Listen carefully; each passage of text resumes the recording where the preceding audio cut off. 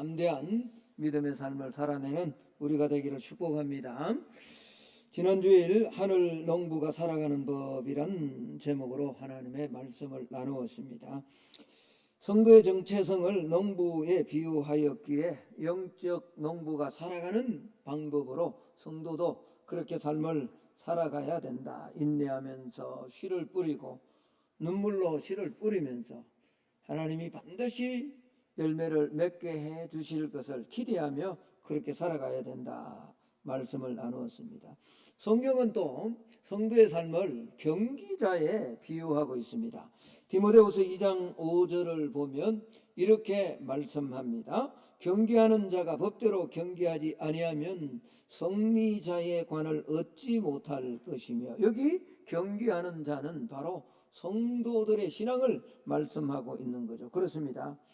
우리 인생은 운동 경기와도 같은 것 같아요. 특별히 믿음의 이 레이스, 신앙의 레이스는 마치 마라톤과 같이 또 스포츠와 같이 운동하는 것과 너무나 흡사한 것 같습니다. 운동 경기는 마지막까지 최선을 다하는 것이 참으로 중요합니다.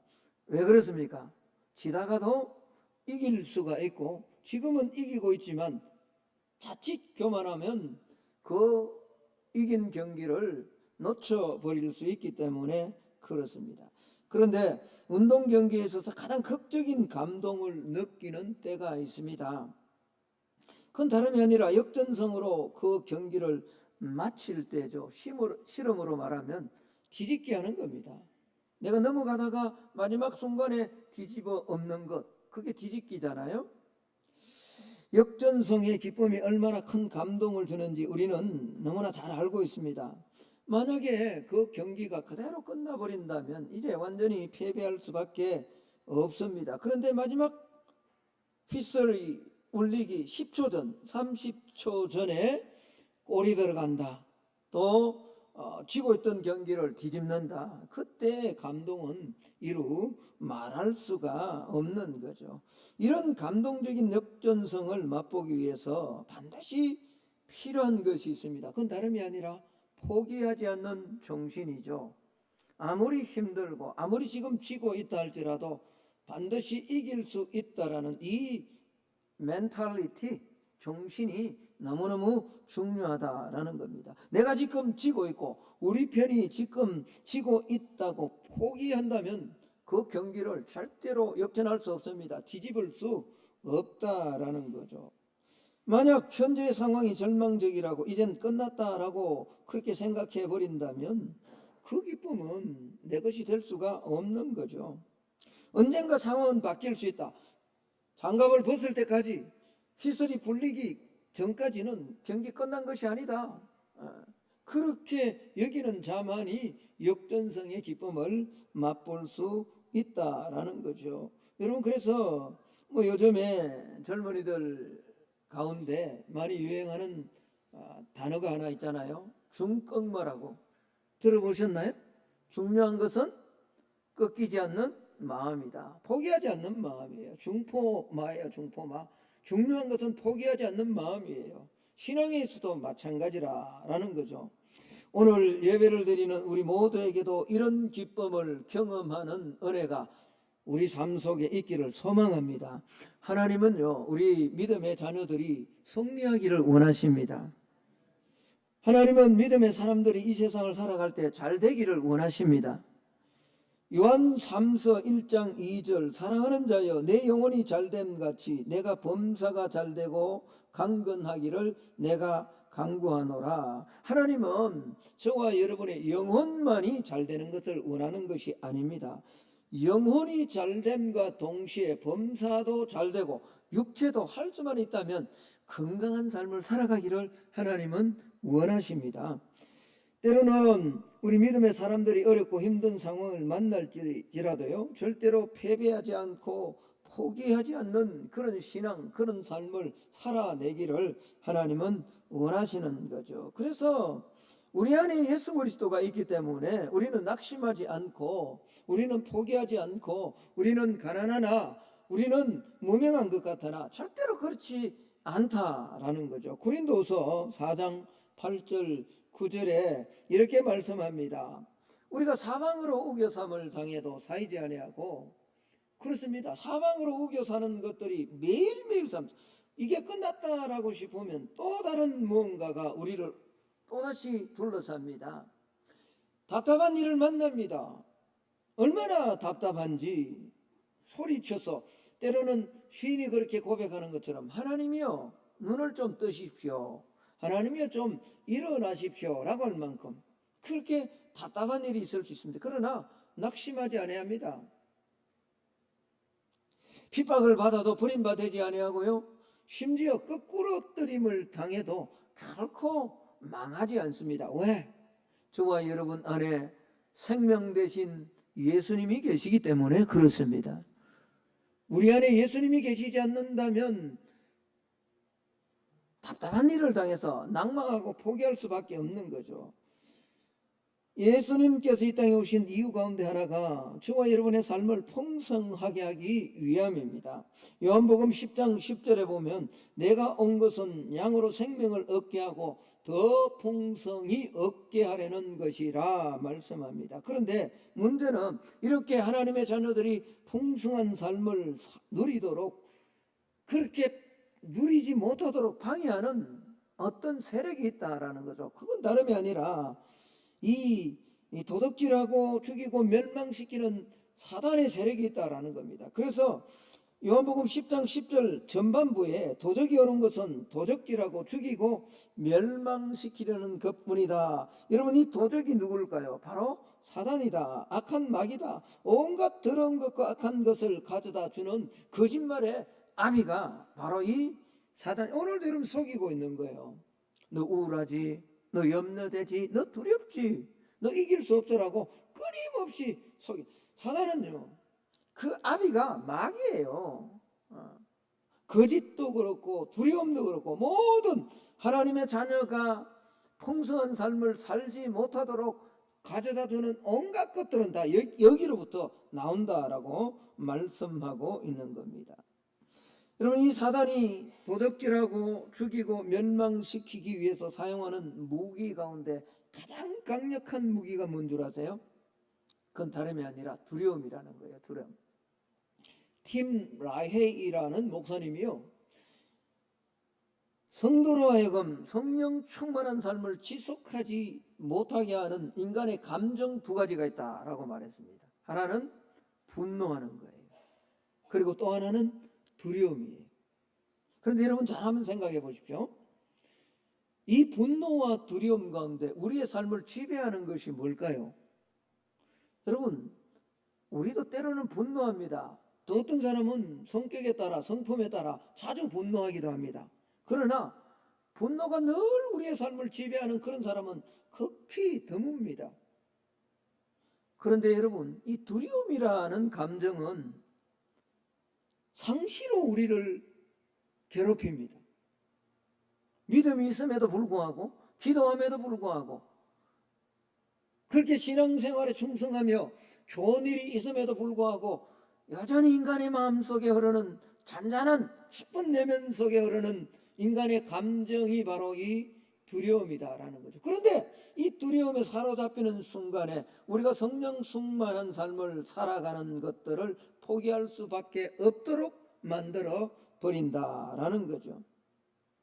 여러분, 인간에게 찾아오는 이 두려움에 강약의 차이는 있을지 모르지만요, 예외 없이 모두에게 두려움은 존재합니다. 배운 사람이나 배우지 못한 사람이나 온갖 삶의 풍파를 겪고 이제 나이가 지긋한 어른이라 할지라도 젊음의 패기를 가지고 이 땅을 한번 도전해보지, 그렇게 혈기를 가지고 열정을 가진 청년의 삶 안에도요, 심지어는 뭐죠? 믿음을 가진 믿음의 사람 안에도 이 우리의 삶을 성령 충만하게 살지 못하도록 하는 인간의 감정인 두려움은 누구에게나 다 존재하고 있다라는 거죠.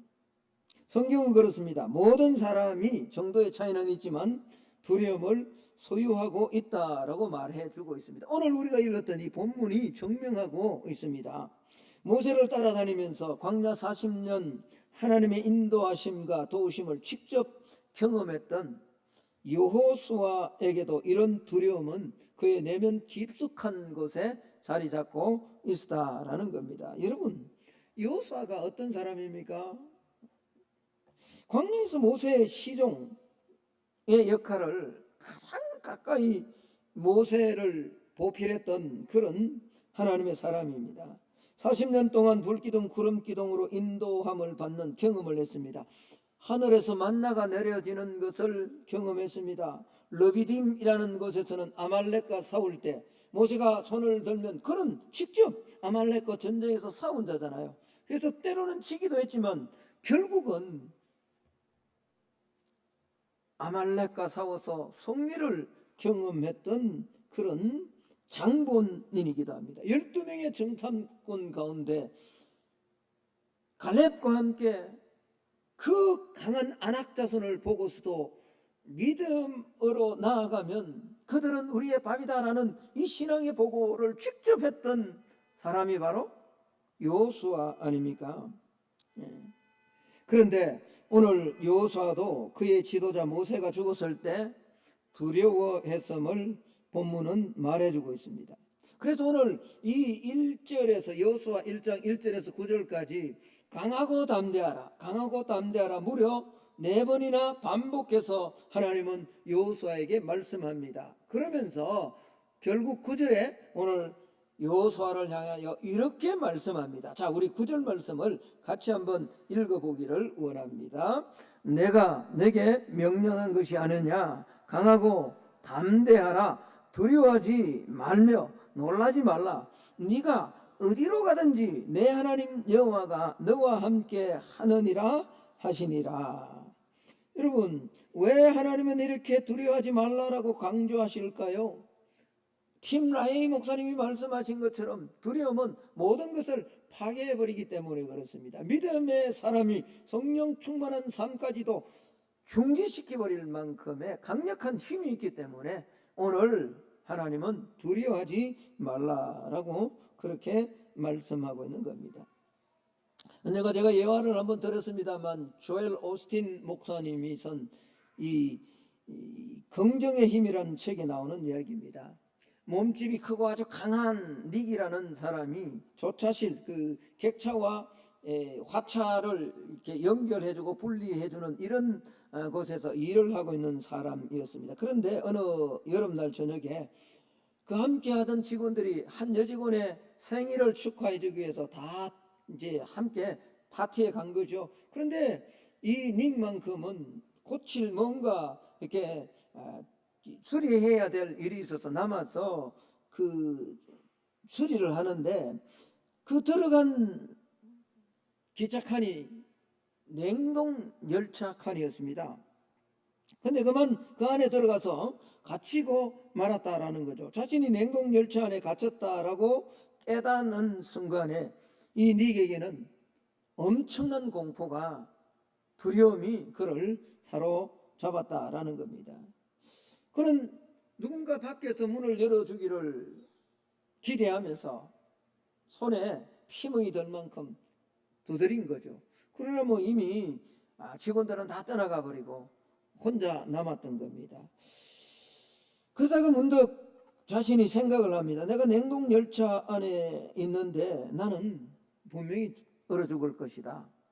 이 영하 30도가 넘는 이곳에 이 밤을 채운다면 내가 어떻게 살겠는가?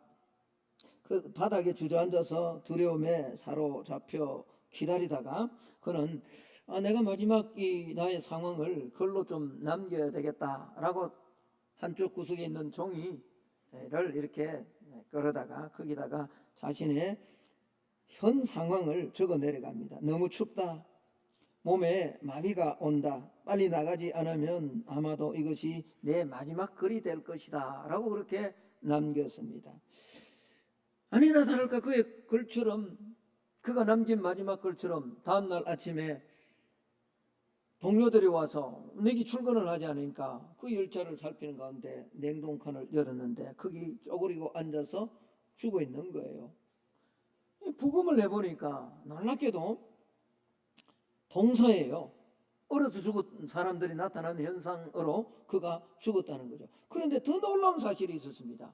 그건 다름이 아니라 그 냉동 열차가 실제로 영하 30도가 아니라 이미 고장난 냉동 열차였다는 사실이에요. 다시 말하면 그 냉동칸이 실제로는 작동하고 있지 않았다라는 말이에요. 왜 그가 죽었어요? 그건 다름이 아니라 두려움이 그를 죽게 만들어 실제 있었던 이야기란 말이에요. 그만큼 두려움은 사람의 모든 활동, 영과 생각과 육체마저도 죽음으로 몰고 간다라는 겁니다. 여러분, 믿음의 사람이요, 하나님의 사람이 하나님이 주신 사명을 감당하기 위해서는 이 두려움을 극복해야 될 줄로 믿습니다. 하나님께서 계획하신 풍성한 삶, 내가 온 것은 양으로 생명을 얻게 하고 더 풍성히 얻게 하리라 말씀하신 대로 풍성한 삶을 누리기 위해서도 우리는 이 두려움을 극복해야 됩니다. 하나님이 베푸신 구원의 은혜가 얼마나 많습니까? 우리가 누려야 될 축복이 얼마나 많습니까? 그 베푸신 구원의 축복의 은혜를 내 것으로 만들기 위해서도 우리는 이 두려움을 극복해야 될 줄로 믿습니다. 오늘 하나님께서는요, 여호수아에게 어떻게 네가 두려워하지 않고 이 두려움을 극복하고 주신 사명, 내가 너에게 준 사명을 잘 감당할 것인가 몇 가지 말씀해 줍니다. 첫 번째는요, 우리도 이 두려움을 극복하고 하나님께서 내게 주신 사명을 잘 감당하기 위해서는 첫 번째로 하나님이 함께 하심을 잊지 말아야 됩니다. 한번 따라 합시다. 하나님은 나와 함께 하십니다. 절대로 놓치지 않기를 축복합니다. 5절 말씀을 한번 볼까요? 너의 평생에 너를 당할 자가 없으리니 내가 모세와 함께 있었던 것 같이 너와 함께 있을 것임이라. 내가 너를 뭐하지 아니하며? 떠나지 아니하며. 뭐하지 아니한다고요? 버리지 않는다. 여러분 시편을 한번 읽다 보면 참 재미있는 구절이 나와요. 내가 죽을 때까지 너를 지키겠대라고 말씀해요.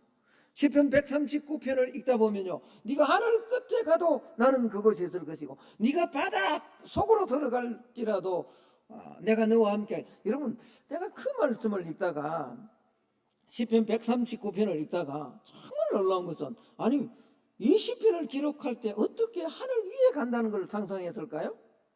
어떻게 바닷속 깊은 곳에 들어가는 것을 그건 상상에 불과한 거지만 지금 우리가 살아가는 이 시대는 그게 현실이잖아요. 지금 우리는 다른 항성에도 갈 수 있는 그런 능력을 가지고 있잖아요. 몇천 미터, 몇백 미터 바다 깊은 곳에 잠수함을 타고 가잖아요. 살잖아요. 그런데 하나님은 그렇게 말씀한다고요. 그곳에 있을지라도, 바닷속에 있을지라도 내가 너와 함께 하겠다. 하나님의 약속입니다. 구절을 한번 볼까요? 내가 내게 명한 것이 아니냐. 마음을 강하게 하고 담대히 하라. 두려워 말며 놀라지 말며 네가 어디로 가든지 네 하나님 여호와가 목사와 함께만 하죠? 아니에요. 오늘 예배드리는 저와 여러분과 함께 하시는 줄로 믿습니다. 우리 이걸 놓치지 말아야 두려움을 이길 수 있다라는 거예요. 하나님의 함께 하심을 기억해야 됩니다. 하나님은 절대로 우리를 버리시지 않으십니다. 모세와 함께 하셨던 하나님은 여호수아와 함께 하셨고요, 여호수아와 함께 하셨던 하나님은 오늘 이 시간 성령으로 저와 여러분과 함께 하십니다. 네. 돌아가는 세상을 바라보고요, 경제를 바라보고 집중하면 들려오는 소리는 다 우울합니다. 다 안 돼요. 다 부족해요. 특별히 우리나라 인구 이야기를 들으면 우리는 미래가 없는 것 같아요. 세상에서 가장 먼저 사라질 나라가 대한민국이에요. 여러분 절대로 그렇지 않습니다. 그건 사람들의 생각이죠. 열심히 달린다고 1등합니까? 절대로 성경은 그렇지 않다라고. 그건 하나님의 변수, 하나님의 일하심을 빼고 인간들의 수치로만 계산한 거예요. 하나님이 우리와 함께하는 동안에 인간은 망하지 않습니다. 핵무기로 이 세상이 뭐 기후변화로 안 해요. 주님이 다시 와야만 이 세상은 마지막이 종말이 되는 거예요. 적어도 여러분, 우리 예수 믿는 자는 이 믿음이 있어야 되지 않겠냐고요. 여러분, 어린아이를 한번 생각해 보십시오. 아무리 무섭고 두려운 상황일지라도 부모님과 함께 할 때 두려워하지 않습니다. 할머니 품에 얼마나 잠을 편안하게 자잖아요. 뭐가 두려워요, 세상에.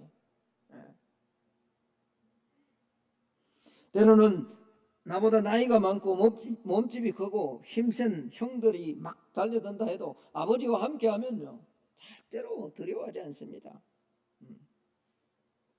그러기에 오늘 예배드리는 저와 여러분도 하나님이 나와 함께 하심을 잊지 않고 기억하기를 축복하고 소망합니다. 이번 온갖 고통 가운데 몸에 욕창이 나서 귀화장으로 끌고 가야 될 만큼 고통스러운 나날을 지내고 있었습니다. 그러나 그는 그렇게 고백을 합니다. 욥기서 23장 10절에 나의 가는 길을 오직 그가 아시나니 그가 나를 단련하신 후에는 내가 정금같이 나올 것이다. 비록 고통스럽지만은 하나님의 함께 하심을 고백하는 거죠. 그리고 새롭게 변화되어 나올 것을 고백하는 거죠. 다윗도 마찬가지였습니다. 다윗은 10수년간 자기 장인과도 같은 사울의 악령에 사로잡힌 사울로부터 추격을 당하는 방랑의 삶을 10수년간 살았습니다. 사망의 음침한 골짜기를 다녔습니다. 그러나 그는 해를 두려워하지 않았습니다. 왜? 어려움이 없었어?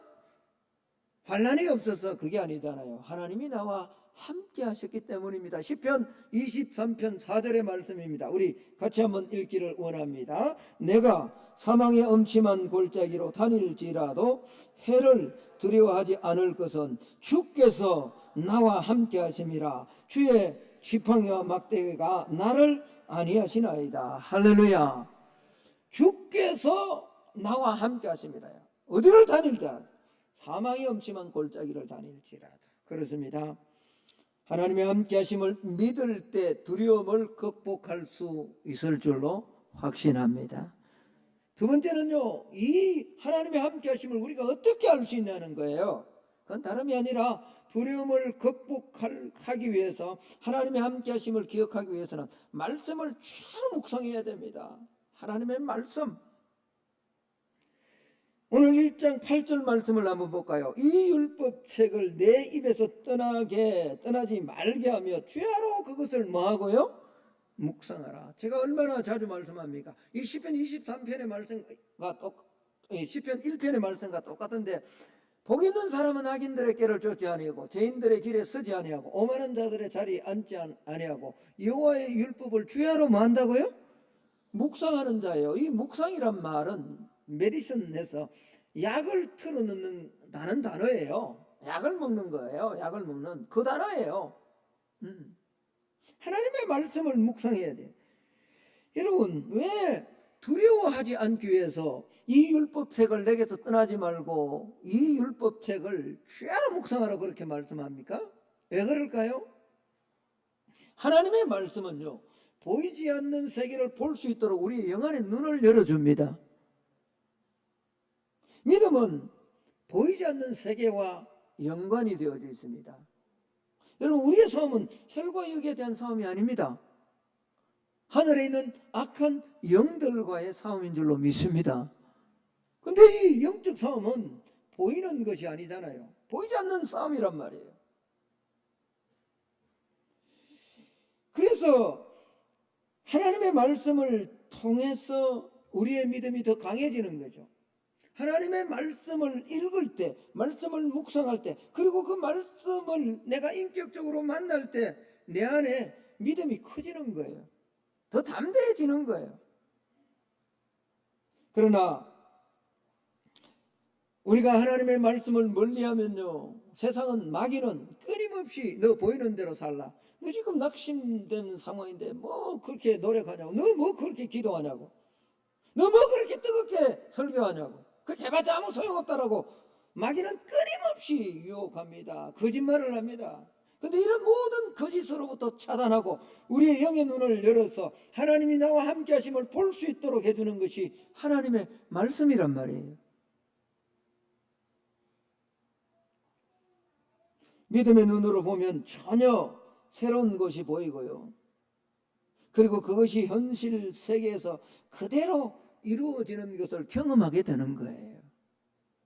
히브리서 11장 1절은 이렇게 말씀하고 있습니다. 믿음은 바라는 것들의 실상이요 보지 못하는 것들의 뭐라고요? 증거예요. 믿음은 그 믿음이 어떻게 생깁니까? 믿음이 어떻게 강해집니까? 믿음이 약한 자도 있고요, 믿음이 없는 사람도 있고요. 내 믿음이 크다라고 주님이 칭찬하신 경우도 있잖아요. 어떻게 이 믿음이 강해질 수 있나요? 그건 다름이 아니에요.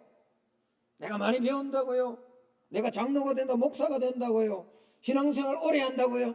아니에요. 하나님의 말씀을 쉬야로 묵상하는 거예요. 여러분, 우리가 육신의 눈으로 아무리 봐도 좋은 일이 보이지 않을 때가 있어요. 저는 지금 제 목회 현실이 지금 그런 때가 아닌가 이렇게 느껴질 때도 있어요. 미래가 보이지 않을 때도 있어요. 뭐로 볼 때? 믿음을 빼버리고 육신의 눈으로 볼 때. 우리 교회만 그런 게 아니에요. 더 절망적인, 지금 주일학교가 사라진 교회들이 얼마나 많나요? 저는 어저께 우리 유치부 수련 여름 성경학교 하면서도 적지 않지만 한 10명의 어린아이들이 나와서 막 물장난하고 하는 걸 보면서 그래도 소망이 있는, 아예 여러분 유치부는 고사하고 유초등부 중고등부 아예 완전히 없는 교회들이 이 대구 안에도요, 이 수성구 안에도요, 우리 노예 안에도요 얼마나 많은지 모릅니다. 이거 육신으로 보면, 육적으로 보면 희망이 없잖아요. 재정과 건강, 사업, 자녀에 이르기까지 삶의 모든 측면에서 벼랑 끝으로 향하고 있는 것처럼 보일 때가 있습니다. 온갖 문제가 골마 터져서 이제 완전 폭발하기 직전인 것처럼 회복은 불가능해 보일 때도 있다라는 거죠. 여러분, 이때 뭐가 찾아옵니까? 마귀가 찾아오죠. 그리고 두려움을 주는 거예요.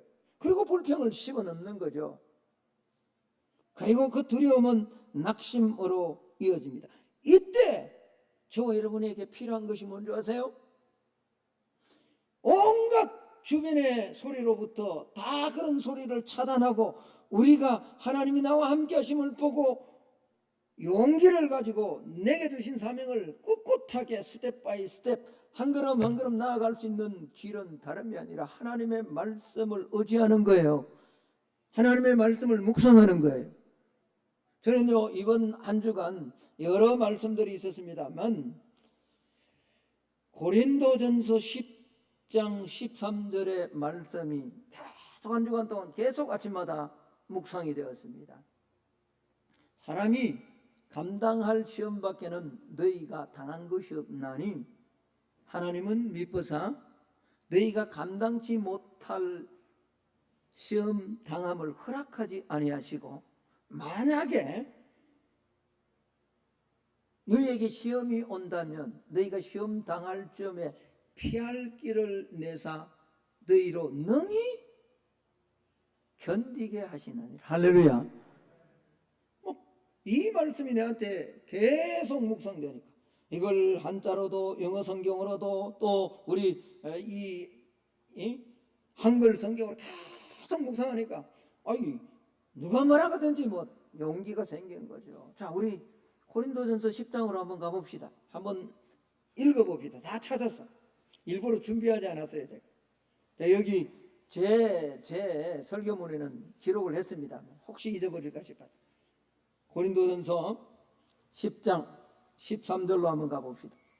찾아서 한번 읽어보기를 원합니다. 같이. 여기는 동그라미를 좀 쳐서 여러분 밑줄을 좀 그어주세요. 신약성경 274페이지입니다. 10장 13절의 말씀입니다. 다 찾으셨나요? 같이 한번 읽어봅니다. 시작. 사람이 감당할 시험 밖에는 너희가 당한 것이 없나니 오직 하나님은 미쁘사 너희가 감당하지 못할 시험 당함을 허락하지 아니하시고 시험 당할 점에 또한 피할 길을 내사 너희로 능히 감당하게 하시느니라. 할렐루야. 여러분 한번 따라할까요? 하나님은 신실하십니다. 오늘 여기 하나님은 오직 하나님은 미쁘사라고는 이 미쁘다라는 말, 신실하다는 말이고, 여기서 뭐가 나왔다 그랬어요? 믿음이라는 단어가 나왔다 그랬잖아요. 믿음이라는 단어, 미쁘다, 피스티스, 피스토스, 피스톤. 하나님은 여러분 우리와 함께 하십니다. 하나님은 저와 여러분의 삶에 늘 함께 하십니다.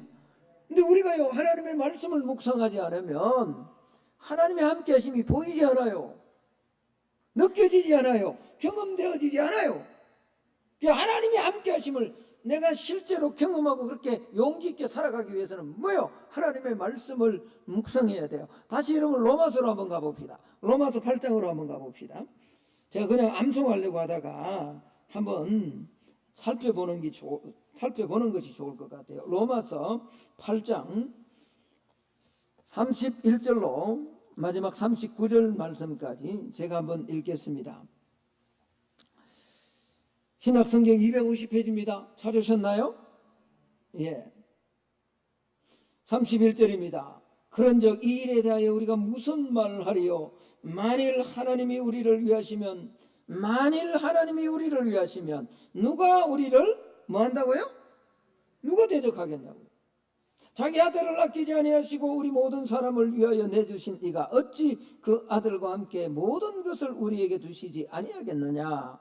누가 능히 하나님께서 택하신 자들을 고발하리요? 의롭다 하신 이는 하나님이시니 누가 정죄하리요? 죽으실 뿐 아니라 다시 살아나신 이는 그리스도 예수시니 그는 하나님 우편에 계신 자요 우리를 위하여 뭐 하시는 자라고요? 간구하시는 자시니라. 누가 우리를 그리스도의 사랑에서 끊으리요? 환난, 공고, 박해, 기근, 적신, 위험, 칼? 아닙니다. 우리는 이런 위험 앞에 놓여서 고생을 당하고 고난을 당할 수 있고 어려움을 당할 수는 있습니다. 그래서 36절에 이렇게 기록합니다. 기록된 바 우리가 종일 주를 위하여 죽임을 당하게 되며 도살당할 양같이 여김을 받았나이다 함과 같으니라. 37절 말씀 우리 같이 한번 읽습니다. 시작. 그러나 이 모든 일에 우리를 사랑하시는 이로 말미암아 우리가 넉넉히 이기느니라. 할렐루야. 우리를 사랑하시는 이로 말미암아 이 모든 환난과 고통과 박해와 기근과 적신과 위험과 칼로부터 넉넉히 이긴다고요. 누가 우리를 그리스도의 사랑에서 끊을까요? 아무것도 없습니다. 현재일이나 장래일이나 죽음이나 생명이나 권세자들이나 능력이나 기쁨이나 높음이나 어떤 피조물이라도 우리를 우리 주 예수 그리스도 안에 있는 하나님의 사랑에서 끊을 수 없습니다. 여러분 이 말씀을 저는 로마서 8장을 외운다 그랬잖아요. 암송한다 그랬잖아요. 계속 외우시면 읽으십시오. 두려움이 찾아올 적마다 환경의 어려움이 찾아올 적마다 말씀을 암송해야 됩니다. 그리고 이렇게 말씀을 암송했다면 말씀 그대로 살아내는 거예요. 다시 여러분 요수아로 한번 가봅시다. 1장 8절에 이렇게 말씀합니다. 이 율법책을 내 입에서 떠나지 말게 하며 주야로 그것을 묵상하고, 여기까지도 우리가 해야 됩니다. 그래야 하나님의 함께 하심을 알고요. 그 다음에 가장 중요한 것이 있습니다. 도전하는 거예요. 그렇게 살아가는 거예요. 그 안에 기록된 대로 다 지켜 말하고요 행하라. 이걸 완벽하게 지키란 말이 아니에요. 그냥 그렇게 살아내려는 말이에요. 그렇습니다. 우리 믿음의 사람에게 가장 중요한 것은 말씀 그대로 믿고 한번 살아보는 거예요. 여러분 이번 한 주간도 그런 은혜가 있기를 축복합니다. 기도하라 그러면 기도하고요. 또 뭐 사랑하라 그러면 한번 사랑하고요. 단순하게 그냥 어린아이처럼 그렇게 한번 살아가 보십시오. 여러분 뭐 인내하라 그러면 난 힘들더라도 인내하면 되잖아요. 하나님이 함께 하신다 그러면 믿기지 않더라도 한번 믿어보세요. 그냥 그렇게. 그게 그렇게 말씀대로 살아내는 거잖아요. 그렇게 살면요 우리가 알지 못하는 하나님의 평강이 저와 여러분 안에 하나님이 허락해 주십니다. 성숙한 성도는 걱정이 없는 성도가 아닙니다. 말씀으로 걱정을 이기는 성도죠. 성숙한 성도는 염려가 없는 성도가 아닙니다. 말씀을 그냥 실천함으로 그 염려를 이겨내는 거예요. 성숙한 성도는 두려움이 없는 성도가 아니에요. 말씀으로 그렇게 한번 살아보므로 하나님이 이기게 해두시는가, 그렇게 하시는구나 경험하는 성도예요. 이 걱정하다라는 말이 영어로 worry인데, 여러분 이거 목 졸라 죽인다는 말을 가진 고대 이 영어 will again에서 나왔대요. will again. 걱정은요, 두려움은요, 염려는요, 니기 그렇게 죽었던 것처럼요, 저와 여러분의 삶도 완전히 죽여버립니다. 영혼도 죽여버립니다. 믿음도 죽여버립니다. 그래서 오늘 하나님은 여호수아에게 이런 말씀, 강하고 담대하라, 두려워하지 말라는 거죠. 말씀의 결론은 뭐예요? 그러면 왜 오늘 설교의 제목을 366번의 비밀이라 이렇게 했나? 뭐 의심하거나 뭐 생각하지 않은 사람이 대부분이겠습니다만 나 혼자 생각했겠죠. 그럼 왜 오늘 설교의 제목을 366번의 비밀이라 라고 이렇게 내가 했겠냐고. 여러분,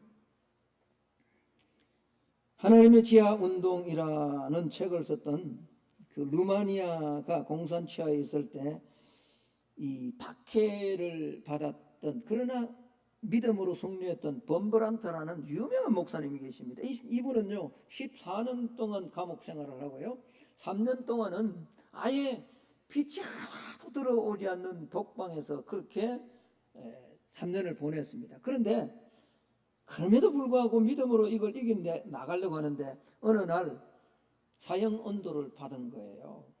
그러니까 이 목사님에게도 인간이니까 마지막 두려움이 찾아오고 하나님 앞에 원망이 되는 거예요. 하나님 앞에 이렇게 기도한 거예요. 하나님, 내가 뭐 진짜 하나님 앞에 정직하고 바르게 그렇게 살지는 않았을지는 몰라도 내가 적어도 목사로서 하나님의 일을 위해서 그렇게 살려고 노력하지 않았습니까? 그런데 내 사랑하는 자녀들도 있고 내 조국의 교회도 있고 내가 해야 될 사명도 있는데 어떻게 이렇게 내 생을 마감하도록 하나님 끝을 내십니까?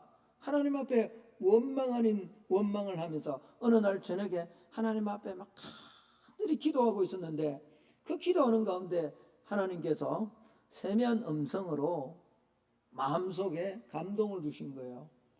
야, 범브란트야, 너 성경 안에 염려하지 말고 두려워하지 말라는 말이 몇 번이나 있는지 아냐? 라는 음성이 이 이야기를, 이 음성을 들었던 범브란트 목사님은 그 낭망하는 순간에 남은 사형언도가 내려지고 남은 그 기간 동안에 그래?